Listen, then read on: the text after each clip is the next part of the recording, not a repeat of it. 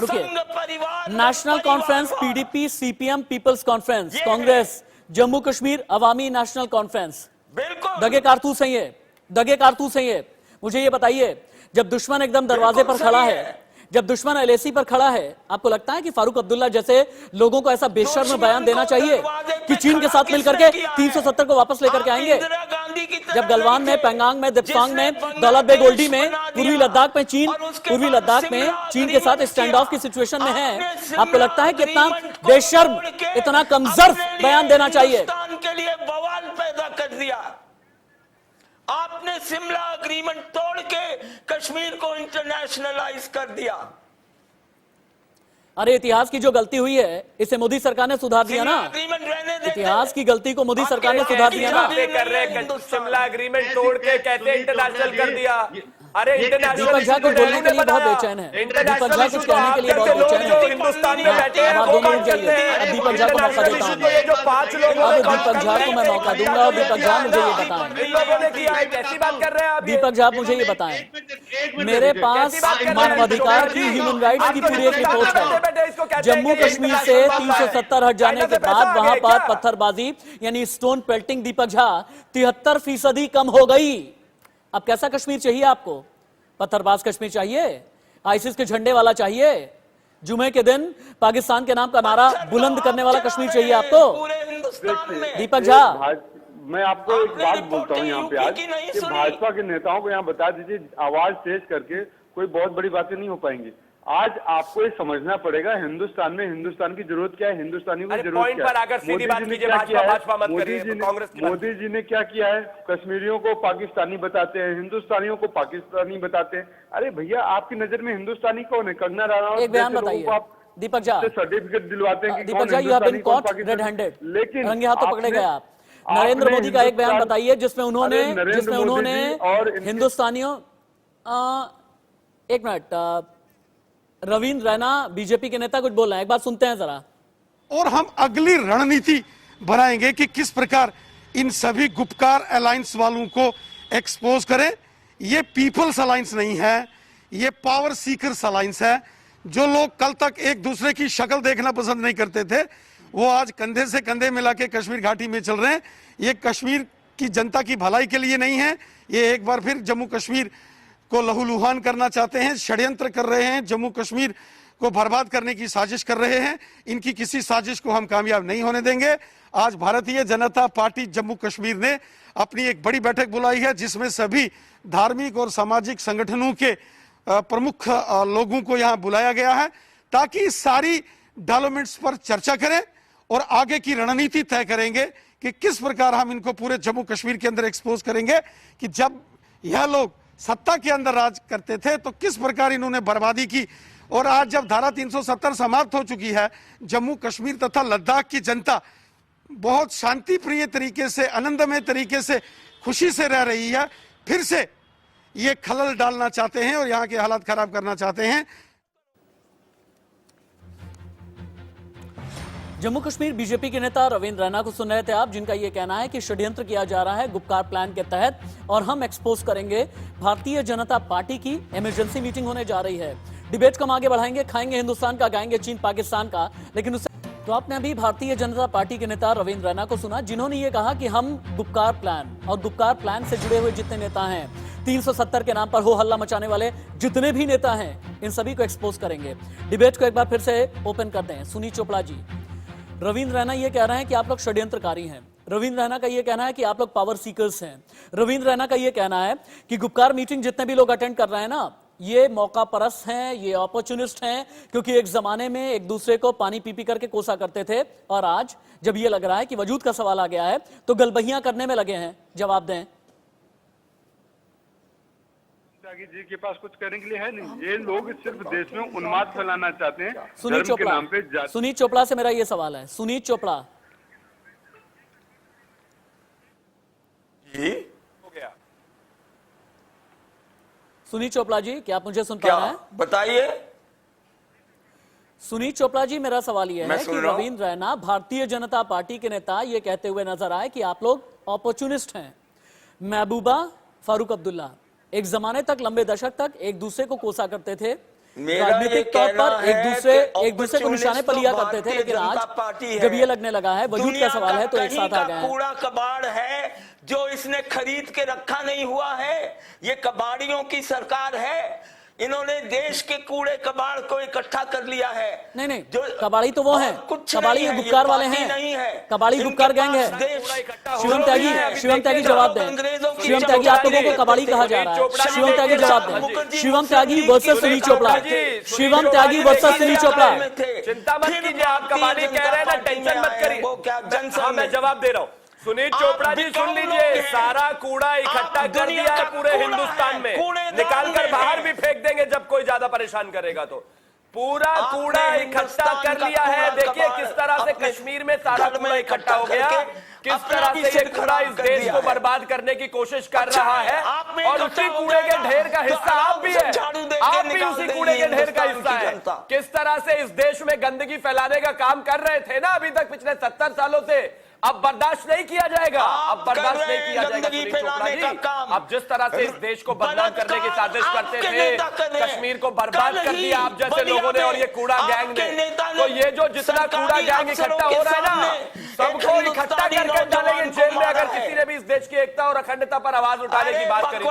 चिंता मत कीजिए, आप कहां नौजवान की बात करते हो, विंग कमांडर प्रफुल्ल बख्शी के पास में चाइना चाइना रटते रहते हो, दोनों चाइना चाइना रटते रहते हैं आप लोग। हाँ, शांत। जानता हूं तुम्हारे विंग कमांडर प्रफुल्ल बख्शी, हालांकि मेरी उम्र आपके मुकाबले तो कम है, लेकिन आप बेहतर जानते होंगे, कहते हैं कि जब रियासत चली गई थी तो राजे रजवाड़े इसी तरीके से कोमा में रहा करते थे। क्या ठीक यही हाल है महबूबा का, फारूक अब्दुल्ला का, बाकी जो गुपकार गैंग है इन सभी का? ये जब मुफ्त की कहानी बंद हो गई, सोना का अंडा देने वाली मुर्गी कट गई, तो अब तो सांस तो फूलेगा। और फिर इनको तो मौका मिल गया था, इस्लाम के नाम पे इन्होंने रेडिकलाइज्म को सपोर्ट, रेडिकल एलिमेंट्स को सपोर्ट किया, तो विभाजन का देश का करने लगे हर जगह। वैसा हमारी बदकिस्मती है, देश का विभाजन ही इस पे हुआ, कश्मीर भी इसी पे बना और इसी को लिए चले जा रहे हैं।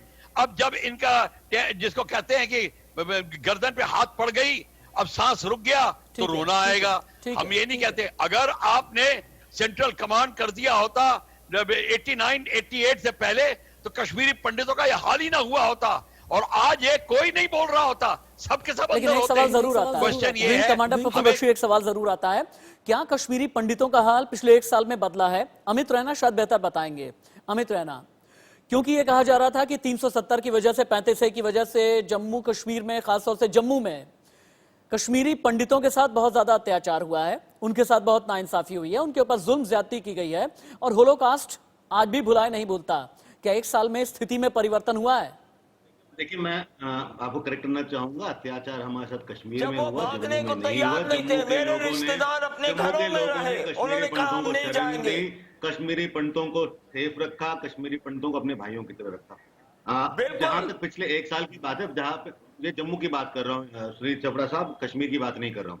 जहां तक पिछले 6 साल की बात है, 6 साल में मुझे नहीं लगता कि मैंने ऐसा कोई कंक्रीट प्रपोजल देखा है जिसको लेकर कश्मीरी पंडितों के वापस जाने की बात हुई हो। आज भी शायद सरकार के पास ब्लूप्रिंट नहीं है, आज भी एक्सपेरिमेंटेशन मोड पे चल रहा है। ठीक है, ये सच्चाई है, इससे नकारा नहीं जा सकता।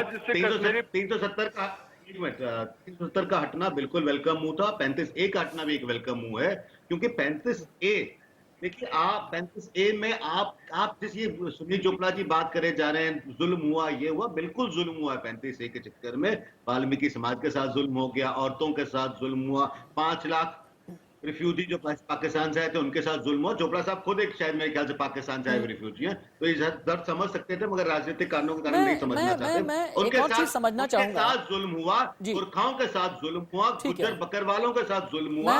ये अभी रोशनी स्कैम जो आया है, ये किसकी देन है? ये 370 मैं एक चीज और समझना चाहूंगा सुनील चोपड़ा के जरिए, सुनील चोपड़ा जी के जरिए एक चीज समझना चाहूंगा। सुनील जी, क्या आगे आने वाले दिनों में यह माना जाए कि गुपकार डिक्लेरेशन की अगर कोई और मीटिंग होती है, चूंकि गुपकार डिक्लेरेशन पार्ट 2 भी सामने आ गया है, क्या अगर कोई और भी मीटिंग होती है तो उसमें सीताराम येचुरी भी जाएंगे? क्या उसमें वृंदा करात भी जाएंगी? क्या उसमें प्रकाश करात भी जाएंगे? क्या उसमें डी राजा भी जाएंगे? क्या उसमें सुनील चोपड़ा भी जाएंगे? उसमें क्या है? क्या कहा आपने? क्यों नहीं? क्योंकि बात यह है कि आपने कश्मीर में बिना प्रॉपर डिस्कशन के आंध्रा को डिवाइड किया। आप ये बताइए कि अगर गुप्कार रोड पर फिर से मीटिंग होगी, वृंदा करार, डी राजा, प्रकाश करार को डिवाइड किया, ये सभी लोग जाएंगे, सीताराम येचुरी, ये सभी लोग जाएंगे। यहाँ पर असेंबली को डिसॉल्व करके प्रेसिडेंट ने किया है। तुम्हारा गवर्नर कौन है? दीपक झा, अगर गुप्कार गैंग के समर्थक कांग्रेस वाले हैं, एक मिनट होल्ड, ओके, एक मिनट रुक जाइए। दीपक झा, अगर गुप्कार गैंग के समर्थक हैं कांग्रेस वाले, तो एक काम कर दीजिए, एक काम कीजिए, राहुल गांधी, प्रियंका गांधी से कहिए दिल्ली से लेकर के श्रीनगर तक एक विरोध यात्रा निकालें। राहुल गांधी, प्रियंका गांधी से कहिए सड़क पर आए। ये नेशनल कॉन्फ्रेंस फारूक अब्दुल्ला और महबूबा मुफ्ती के मुखौटे के पीछे ना रहें। दीपक झा की आवाज ऊंची करें। कर रही है और मीडिया उसका पूरा का पूरा साथ दे रहा है। भाजपा की गलतियों को छिपाने का पूरा प्रयास किया जा रहा है आज देश में, जो नहीं, बहुत ही हमें हमारा काम मत बताइए, हमें हमारा काम मत बताइए। दीपक झा, हमें हमारा काम मत बताइए, अपने लिए आईना देखिए। लेकिन आपको ये समझना पड़ेगा, बताना पड़ेगा, देखना पड़ेगा। आप हर अपना काम कर रहे हैं, बातें करते हैं। कांग्रेस का पक्ष रखें यहाँ पर। नरेंद्र मोदी जी क्या कर रही है, हिंदुस्तान क्या कर रहा है, 70 साल में अपने घर का देखिए। आप बताइए आपका स्टैंड क्या है इस पर, स्टैंड बताइए आपका क्या है। 370 चाहते हैं क्या आप भी फिर से? 370 जो मौन समर्थन है आपका, मौनी बाबा की तरह आपका समर्थन है क्या? दो अच्छे काम क्या है जरा बताइए। दूसरी बात ये बताइए, कश्मीर में कौन से अच्छे दिन आ गए? अरे दो अच्छे काम, इन्वेस्टर समिट आज वहां पर हो गया, आतंकवादी घटना जो 78% कश्मीर में तो पार्टी आप लोग थे, कश्मीर के पार्टी आप थे, कश्मीर में अपराध आप लोगों ने किया। आज की तारीख में लगता है, आज की तारीख में उमर अब्दुल्ला, फारूक अब्दुल्ला, महबूबा मुफ्ती, इन लोगों को ये लगता है कि कहीं ऐसा ना हो कि हमारा पाप दुनिया के सामने आ जाए। यही एक वजह है कि अपनी राजनीतिक दुकान चलाने के लिए, अपनी राजनीतिक दुकान चलाने के लिए 300 राजनीतिक दुकान तो भाजपा चला रही है, राजनीतिक दुकान उनकी इसी पे चल रही है। राजनीतिक दुकान वो प्राइम मिनिस्टर बन गए इसी झूठ बोल के पूरे देश की जनता को बदला के कि देखो बचो नहीं तो पाकिस्तान बन जाएगा हिंदुस्तान। अरे बेशरम भाजपा पार्टी वालों, नेताओं, शर्म करो कुछ। 70 सालों में हिंदुस्तान बना है, पूरी दुनिया का सिरमौर बना है। हिंदुस्तान को पाकिस्तान आप लोगों ने बनाने की कोशिश कर रहे हैं। आप जाते हैं पाकिस्तान में बिरयानी खाने, आप जाते हैं चाइना को झूला झुलाते हैं, आप हिंदुस्तान को पाकिस्तान बनाने की कोशिश कर रहे हैं। तो बचना पड़ेगा इनके चाल नेताओं की बयानबाजियों से, क्योंकि भाजपा वो पार्टी है इनका न चाल है, न चरित्र है, न संस्कार है। गाय गीता गंगा के नाम पे झूठी कसम खाते हो आप लोग। अरे बस करो, अगर उसको सर्टिफिकेट नहीं चाहिए किसी को, हिंदुस्तानियों को किसी को सर्टिफिकेट नहीं चाहिए। मैं हिंदुस्तानी हूँ, मुझे तुम्हारा सर्टिफिकेट नहीं चाहिए भाई। तुम जैसे फेलियर स्टूडेंट को सर्टिफिकेट कौन दे सकता है? तुम्हारा सर्टिफिकेट नहीं चाहिए हिंदुस्तानी को। सर्टिफिकेट बांटो, सर्टिफिकेट बांटो पूरे देश में। राष्ट्रवाद का नारेबाज करके भैया ये मेरे साथ है, राष्ट्रवादी है, भैया ये मेरे साथ नहीं देशद्रोही है। अरे कितना नीचे गिराओगे देशवासियों को, नरक बना दिया है। अमित रैना, सुनीत चोपड़ा, शिवम त्यागी, दीपक झा, विंग कमांडर प्रफुल्ल बख्शी, मेरे साथ इस पूरी डिबेट में रहने के लिए बहुत बहुत शुक्रिया आप सभी का। लेकिन एक चीज याद रखिएगा, हर किसी को ये बात याद रखनी चाहिए, अलगाववादी क्या करते थे ना, अपने बच्चों को विदेश में पढ़ाने के लिए भेज देते थे, लेकिन जम्मू कश्मीर के बच्चे पत्थरबाज बने, ये उन्हें मंजूर था। कश्मीर के बच्चे आईसिस के नारे लगाएं, कश्मीर के बच्चे पाकिस्तान के समर्थन में नारे लगाएं, ये उन्हें मंजूर था जब तक 370 को हटाया नहीं गया था। अपने बच्चों को विदेश भेजा करते थे। लेकिन राजनीति का दोहरा चरित्र या राजनीति का दोगला चरित्र जहां पर नजर आता था, वो आज भी कायम है गुपकार के एजेंडे के नाम पर, वो आज भी कायम है 6 पार्टियों के नाम पर। वो 6 पार्टियां जो ये कहती हैं कि चीन के साथ मिलकर के 370 की बहाली वापस से कर देंगे।